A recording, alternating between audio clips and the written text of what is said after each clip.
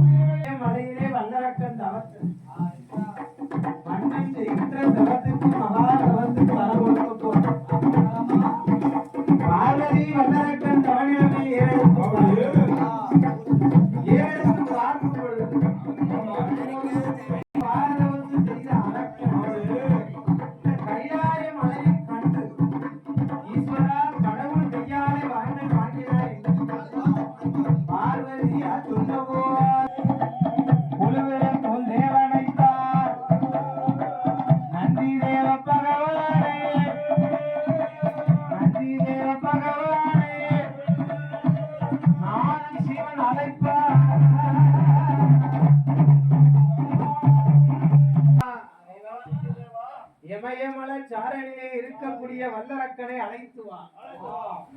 ஈஸ்வரா, நானோ கைலாய பிறவி. இதோ கொடுக்கிறேன் உனக்கு குழுதை வரம் என்று ஆண்டவன் வரம் கொடுக்க நந்தி பகவான் அழைத்து வருகிறார் வல்லரக்கனை. அப்படி கைலாய மலைக்கு அழைத்து வந்து வருகின்ற வேளையிலே கைலாய மலையிலே கடவுளை கண்டான். என்ன வரையா? என்ன வரம்?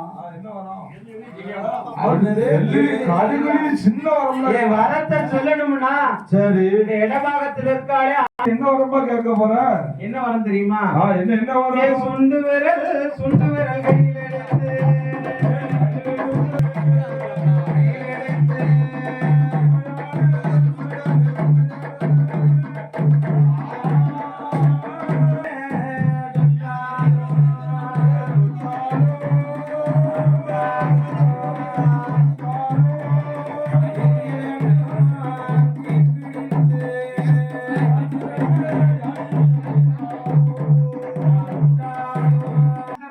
கையில் எடுத்து சாம்பலா போவான்.